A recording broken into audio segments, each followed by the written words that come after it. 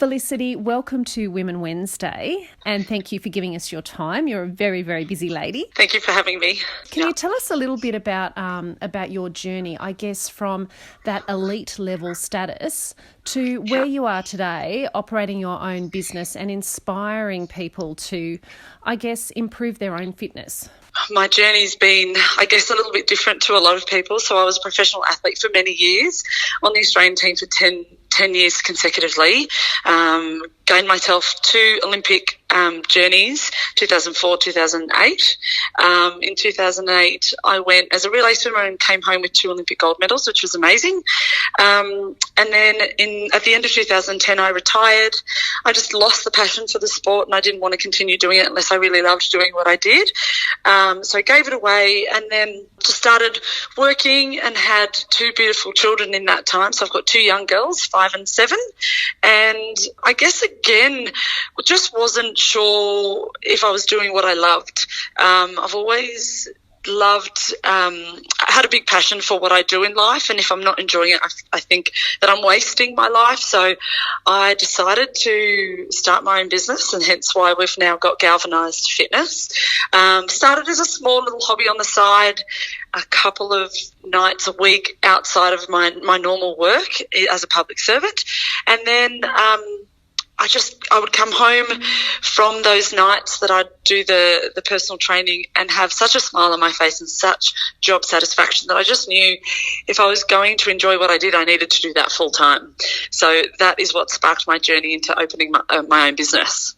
You've been described by some of your clients as, and because I've done a little bit of reading and research on you, as a mentor, as inspirational, a motivator, and just an all-round wonderful woman. And sometimes that's hard for women to hear, but that's what people are saying about you.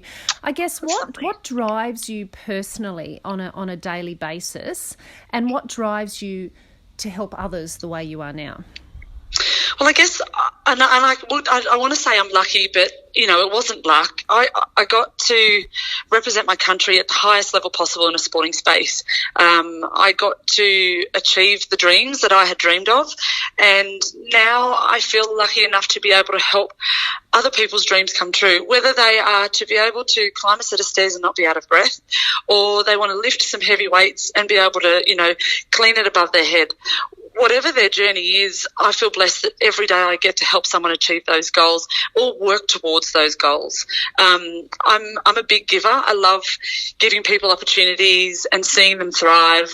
I think because I've had so many opportunities in my life, I've travelled the world with swimming, and now I feel like I can give back with, the knowledge that I've had. I've been there and I've done that. I've worked very, very hard throughout my swimming career. I know what it takes to reach goals, and now I feel like I can filter out that knowledge and give them the experience that I maybe got when I was swimming, just to be an awesome everyday athlete, being better at what you can do every single day and be positive about it. What are some of, I guess, the tips and tricks and skills that you have that you use to sort of push people that little bit extra and get the best out of themselves?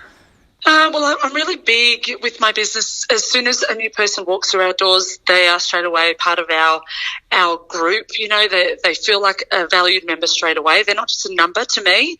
I'm small enough that I can achieve that. So then for me, it's about trying to find out more about them and what's going to drive them to do what they want to do. It's easy, everyone can turn up to a gym and go through the motions and walk out of there and feel like they maybe haven't achieved anything in that hour that they were there. My goal is for every time that someone walks through these doors, whether it's the smallest of, like you said, lifting a 2-kilo dumbbell above their head, that might be the biggest achievement for someone in my gym, or it could be someone that just hasn't had the courage to be able to do a box jump. And it may be not even far off the ground, but for them to jump off with both of their feet that we used to do as kids, but now as adults, it's a very scary thing. For me, to see them do that, and let me tell you, it's not just me that gets excited. That individual that does that first box jump that they never had the belief in thinking they could do is so amazing. And that's again, the job satisfaction that I get is just seeing people crush small steps towards those bigger goals. So it's just for me trying to work out what's going to drive them and what incentivizes them to keep going. And that I just do by getting to know them more and working out how best they are driven. You know, some people need a really good hard push. You know, some people need gentle encouragement. Some people need a bit of both at times within the session. So it's just working out how that individual works and how you're going to work and connect with them to achieve those goals together, because it is a partnership at the end of the day. Yeah, absolutely. Our business is specialists in communications, and one of the things that we really, really promote is building relationships, and it sounds like that is a fundamental for you, that you need to really build that relationship, and you put a lot of time and effort into doing that. Absolutely. And it's seen as well within our clientele here. You know, they form really good friendships here, and, you know, there'll be sometimes around the room someone will be struggling, and you'll just hear the calls from around the room from different clients and their friendships, and they're going, come on, you can do it, go one more rep, and then they just find it. You know, when they thought they were done and dusted and they couldn't do one more, they'll find it, because they've got a team, not just myself, but a team around them encouraging them to keep going. And I've made that very clear from the first time they walk in the doors. We're all in this together. No one is fitter and stronger than anybody else. We've all got a different journey, but we're all in it to support each other. Oh, that's beautiful. And I guess as an elite athlete, you've experienced the highest highs and I'm assuming the lowest of lows. How do you help some of your clients through those times? Because I'm assuming you might have some quite elite level people that are training with you, and people cop injuries, they get sick. How do you help people through those tough times? Well, yeah, look, everyone's journey is slightly different. I guess, I mean, I'm really big on form here in the gym. I don't let anyone try and lift or do anything that's going to hinder them and potentially injure them, because having been an elite athlete, I have been injured in my career, and not being able to do what you love does really set you back mentally and physically. Absolutely. And I think a lot of nowadays people do exercise not just for the physical health, and that's a very important side of it, but the mental health is a huge part of it now, and we're more aware of what exercise now contributes towards better mental health. Definitely. So my job in here is trying to, you know, balance everyone doing really good form so that we maintain good posture, good form throughout all the exercises, so we don't end up in that position where we have injuries and then we're put out of doing what we love and what's going to keep us happy going forward.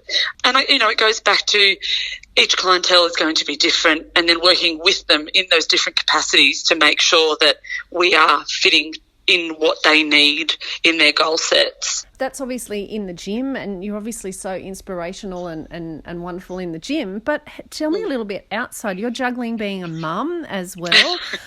You're doing this interview for me in between sessions and probably trying to take a bite to eat at the same time. Yeah.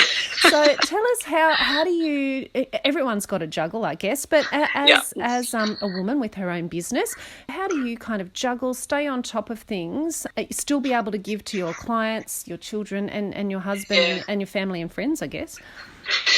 Well, look, to be honest, some days it's an absolute fight. It's hard to fit it all in. And I often say this to, friends and family. I feel like I've got normally about 100 balls up in the air, and some days I'm just happy if I catch 3 of them. Absolutely. As long as they're the 3 main ones. I don't like letting my family down. I don't like letting my clientele, down in the gym, because they're also my family. And just trying to keep some food on the table when I can, and at least I get to kiss my kids goodnight every night. As much as I work really hard, at least I get to see them before they go to bed, and I get to drop them off at school. So I've got some flexibility. But I just think everyone's really busy nowadays. A lot of women are working full time and managing households and children and their husbands or partners. Life is just busy, and I think we just adapt to it. Some days we deal well with the stresses, and then other days we don't, and that's okay. I think we just have to be aware that some days are just going to be good and easy, and other days are just going to be a really hard slog. So great, and that's just life, you know. If there's any advice that you've got for someone out there who might be listening going, oh, wow, yeah, look, I really would like to get fit again and take that journey again. They might have been fit a while ago and they've let it go a little bit. You've been in that boat as well, as you've said. So what are the steps that someone can take if they're listening and they sort of want to try and come back and do a little bit of physical activity, one for their fitness but also two for their mental health? Our gym is probably about 70% women, 30% men. Not for any given reason. I don't know if it's because I'm a female trainer. I have no idea. But I have a lot of mums that call me and go, I'm really, really scared. I want to come to the gym, but I also don't want to come to the gym. And I've had babies and I'm not what I used to be, and I've put on a lot of weight. And I think it's refreshing when they hear me say, you know what, I've had 2 kids. I totally get it. Yeah. I also put on 30 kilos every time I had a baby. Yep. And I'm now back in shape again. It does take time. It does take hard work. You do have to be committed to a certain extent, but you will get back there. The hardest part, and I often say this on the phone to them, I said, you've just done the hardest part. The hardest part is giving me a call and admitting that you want to come, but you're scared to come along for the journey. And when they hear that, they kind of take a big sigh of relief and go, oh, wow, I've done the hardest part, because sometimes making that phone call or turning up and taking that first step through the doors is the most scary, intimidating part. Yeah, absolutely. And then eventually when you start working through the sessions, they're like, oh, this is fun. I used to do this. I loved this. This is why I wanted to get back into it. So it's normally those first few steps of trying to make that communication and getting there is the hardest part out of the way. Then the rest comes. And then what do you do to, I guess, mentor them beyond that point, beyond the first session in the gym? I guess it's just keeping them positive in what they're doing. You know, it's always going to be hard in the first few months if you haven't exercised in a long time. That's just life. You know, your body's got to get accustomed to what it's doing now. Your hydration levels are going to change. Your body's going to be sore. You're probably not going to want to do much around the house when you're quite fatigued from the first few weeks. Yep. But then it shifts and it changes to being much more energized when you exercise. You have more energy to give to your family on those days when you have trained, because exercise actually releases those really good endorphins, makes you happier and makes you want to do more. So it's just keeping them on that straight line of stick with it, give it a 3-week period and just keep pushing. And then then it's not up to me. Then they're the ones going, can I train more? Can I do more? Yeah, okay, it doesn't end up being me that's following them up. So it's initially me, but then they take the lead and they just go for it, which is amazing. And that must be a really rewarding moment for you when that happens. Oh yeah, absolutely. And that's at the end of the day why I love what I do. You know, the job satisfaction out of what I do every single day. You know, it's hard work. I'm up at 4 o'clock in the morning, but I finish the end of my day and I think, gosh, the amount of people that said to me today, thank you so much, that was amazing, that was so great. And, you know, what I'm writing up there, it's not that nice, but people still thank me for it, you know. But, you know, it's because they're achieving something they didn't think that they could do until they've done it, you know. And they walk back through the door, so they must like you. That's right, that's right. The last question I wanted to throw at you, Felicity, is what advice have you got for anyone out there that's sort of, you know, maybe feeling a little bit stale in what they're doing and they're doing it just because it's paying the bills, but they'd rather be doing something else. How do you make that turn? I guess if you're driven enough and you've got a set goal and a set passion that you know that you would actually bend over backwards for, and that money isn't what's going to be the driving factor. You know, I never started my own business to be the richest person in the world. I did it because I loved it, and it's what gets me out of bed every single morning, not the dollars. So if you have a fire in your belly that is saying something to you and you think you need to listen to it, I just say, life is short. You know, I love living my life with the most amount of passion and the most amount of drive that I possibly can. And maybe this won't fulfill that bucket for me forever, but right now it is. And I think sometimes you have to take that leap, and it's scary and it's risky. It was risky when I started my business up too. I didn't know where it would go. But you don't also want to die wondering either, you know. I think sometimes having a lot of people around you that will support you and support your dreams also makes it a lot easier to take that leap too. For sure. And you've got a great support network around you, by the sound of things. I do. Yep. Look, Felicity, it's been absolutely wonderful talking to you. We could talk to you all day, but we know that you've got more clients that you need to go and help now. But thank you very much for joining us on Women Wednesday, and we wish you all the best of luck for the future. I guess if there's anyone out there who wants to know more about Galvanised Fitness, how would they get in touch with you?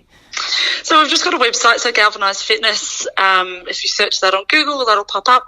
We've got Instagram as well. Just search Galvanised_fitness, and you'll see a lot of our videos on there of what we do, so you can see that it's not that intimidating. And yeah, come and enjoy a 1 week free trial with us. We offer it so that people can see what we do and see if we're the kind of team that they want to be part of. So we'll welcome anyone. Thank you so much for your time, Felicity. Thank you so much for having me.